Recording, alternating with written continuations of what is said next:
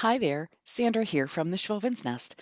Welcome to another episode of Timber Tuesday, where I work with wood pieces to create amazing DIYs.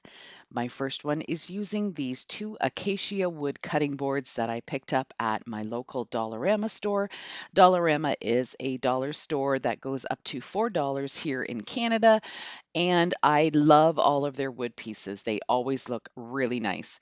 So the only thing that I didn't like about these two boards is that there were a couple of lighter sections, and that just wasn't going to work for what I was wanting to do. So I'm going to go ahead and sand them down and then use some of my gel stain to try and darken them up just a little bit. Now I'm going to take some of Rust-Oleum's Chiffon Cream Chalk Paint, which is sort of an off-white, almost a little bit of a vintage look to it. So I really love this color. I haven't used it a lot lately, so I thought I would give it a shot for this. I've just masked off about 1.5 inches on either end, and I'm going to give this a couple of coats of paint just to make it look nice and solid. Now that they're dry, I'm just going to add a little loop for a twine hanger. It's really hard to explain what I did because I'm not even sure what I did. I just kind of wrapped it around a couple of times and then made a loop at the top and hot glued it at the back. And it seemed to work out just fine. So hopefully you can kind of see what I'm doing, but any type of loop will work. If you've been with me for a while, you know that my most favorite thing to do right now is to print on tissue paper and add those to my projects. I found this hen on pixabay.com, which is linked down in my description box, and I went ahead and created this free printable. I will have this on my website. That link is also in my description box. You just put some Mod Podge on the bottom, put your tissue paper down, and then just use your brush with some Mod Podge on it again and make sure that it's all nicely transferred. You do get a few little bubbles and some wrinkles, but I like that vintage kind of old look, so I'm good with that. I did the same thing with the second image. I was so excited when I found this ticking stripe ribbon at Michael's. This one is the off-white with black. I've also got some moss green and some khaki, and I was over the moon that I was able to grab a bunch of these for my stash. So I'm just going to take one strip and make a somewhat of a border, just hot glue it on the back, and I'll do the same thing for the top. If you're new to my channel, welcome. I'm so glad you're here. If you didn't know, there's a little icon down in the right-hand corner of the video, and that lets you click on it, subscribe to my channel without actually leaving the video. I would love for you to do that. It really helps my channel grow. I love how these two signs turned out, and they are definitely keepers. I'm going to be hanging them up in my kitchen.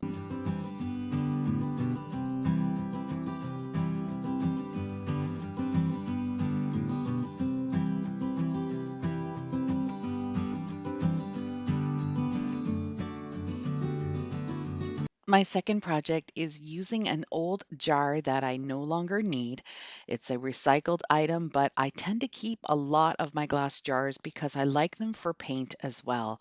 I'm also using some of these larger sized tumbling tower blocks that I pick up at my Dollarama store, and I'm just going to hot glue them right onto the glass jar, making sure that they're all nicely even down at the bottom. I'm trying a new distressing technique using a candle. You rub the candle wax wherever you want it to be distressed, and it's kind of hard to tell where you're putting it, but that's okay. I'm just experimenting this time around, and we'll see how it goes. I saw this first on Our Green Acres with Teresa, and she does a lot of shabby chic and farmhouse DIYs. I'll have her channel linked down in my description box if you want to go take a look at how you're really supposed to do this distressing technique. Next, you just paint your project the way you normally would. I'm using some white DIY chalk paint, and I'm just going to give this one really good coat.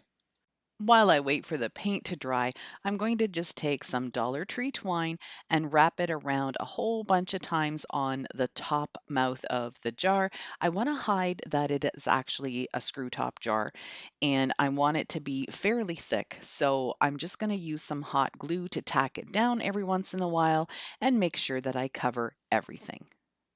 To make a handle for this jar, I'm using some of this garden twine that I picked up at Dollarama, and it's fairly thick, so that's why I like to use it. I'm not sure if Dollar Tree carries this, but I'm sure you'll be able to find wire like this in all sorts of garden centers right now.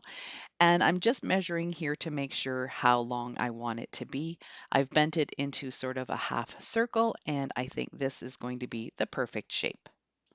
I'm sorry that this is totally out of frame, and I think it is for the majority of this part of the project. But what I did was take a piece of twine, hot glue it to the end of the wire, and now I'm wrapping the twine all the way around, making the ends kind of thicker. I'll just hot glue it in place, and then I'm going to do a single layer for the rest of the wire all the way around to the other side. Every once in a while, I added a little bit of hot glue just to keep the twine in place. When I got to the end on the other side, I doubled it up again to make it a little bit thicker, like the first side. Now I'm just going to add a generous amount of hot glue and glue the handle on a downward position on either side of the jar. And I love how this turned out. I think it is absolutely adorable. Now it's time to distress, and I'm just taking one of these cooking scrapers, and you can basically use anything, a credit card, a gift card, anything like that will work. I just didn't want to use my Cricut scraper, so I grabbed one of these from my kitchen.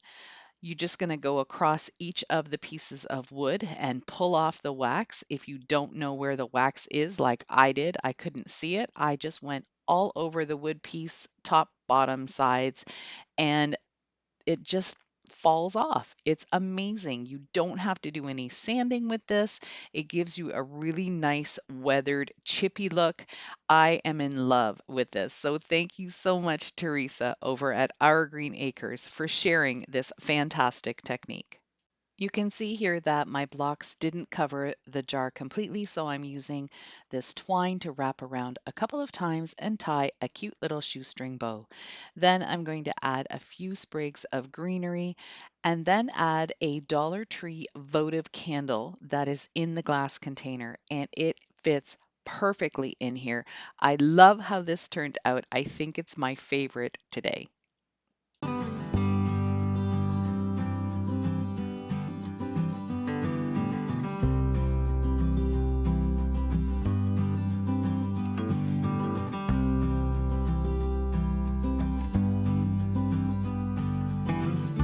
Project number 3 is using two of these Dollar Tree arrows and a piece of Dollar Tree sign. I'm going to cut the sign portion down to make a base for the two arrows, which are going to become the sides of a little utensil caddy. I love working with this type of material because it's so easy to cut just with your box cutter, and then you score it a few times, snap it, and then just clean up the edges. I filled the holes in the arrows using some spackle, and while that dries, I'm going to work on the sides of the caddy. I'm taking two of these larger size tumbling tower blocks and my weld bond glue, and I'm going to press them together and then hold them together with a clamp while they dry. I didn't want to use hot glue for this because hot glue sometimes leaves a space in between, and I wanted this to be a permanent hold. I'm using some of this hardware cloth, and I'm taking my side cutters and just trimming off any of the sharp edges.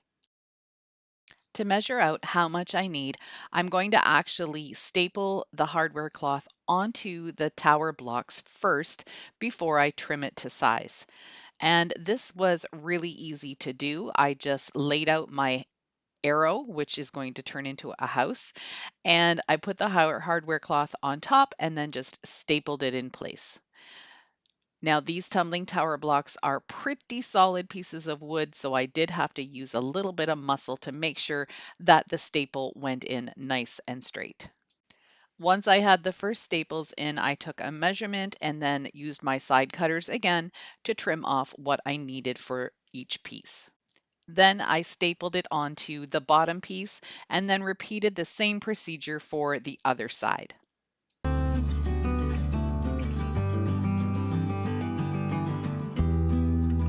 To assemble the caddy, I will be using hot glue because that works best for me and I don't have to wait at all to make things happen with this. I'm going to just start with the two sides, glue them to the bottom, and then I'll work on putting the arrows on the other ends and gluing them to the tower blocks. It was really easy to glue the arrows down because I could just lay the caddy over on its side and add the hot glue and press the arrows down.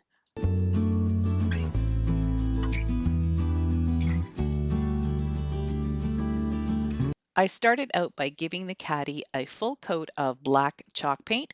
This is also a DIY chalk paint, so if you're interested in that recipe, it's down in my description box. Once the caddy was dry, I started giving it a really heavy dry brush with white.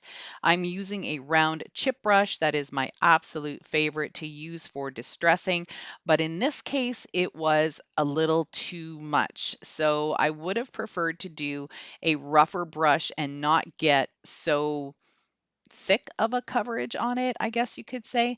Anyhow, when I finished this off, I was okay with the look of it, but for some reason, I love to paint things white. And when I do something different, like this type of color, it just doesn't look right to me. So I'm going to end up painting this completely white at the end.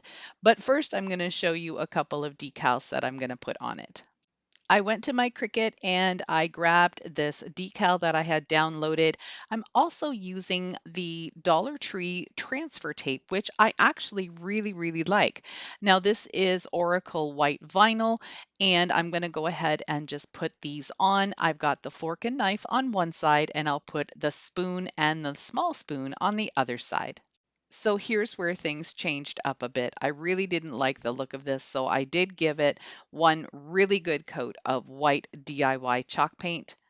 But I left the decal on because I've never actually done this before, where you use the decal as your stencil. So I thought this would be a fun way to try a new technique and show you guys that, you know what, even if it's something you didn't like and it didn't turn out the way you wanted it, it's just paint and it's just crafting. You can do whatever you want to fix up things with paint.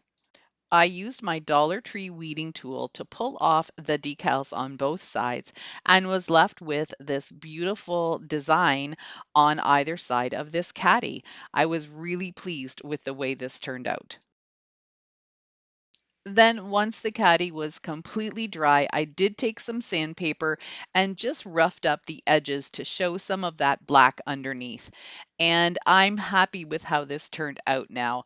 I'm so glad I painted it white, but you'll have to let me know what you think. Would you have left it the original color or would you have gone with the white like I did?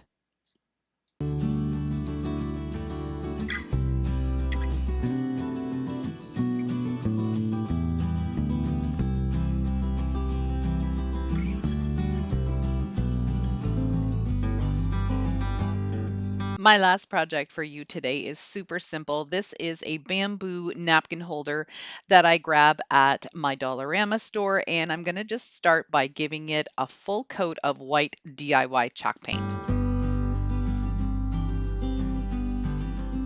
Using my Cricut, I cut out the word napkins in black vinyl, and I'm just going to attach that to either side of this napkin holder. I'm going to distress it using some coarse grit sandpaper, and I'm taking off quite a bit of the paint just all around the edges. I want some of that wood to show through.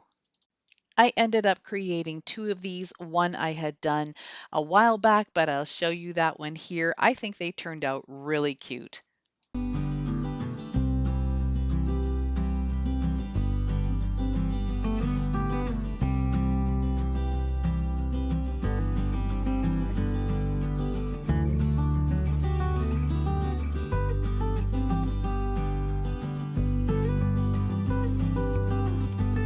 I really hope you enjoyed my Timber Tuesday projects today. If you did, hit that thumbs up button. That tells YouTube you like my video and they promote it more, which helps me grow. If you like this type of content and you're new to my channel, I'd love for you to subscribe as well and hit that notification bell so you don't miss out on any of my future videos. Thank you so much for watching. I truly appreciate your support. Have a great day.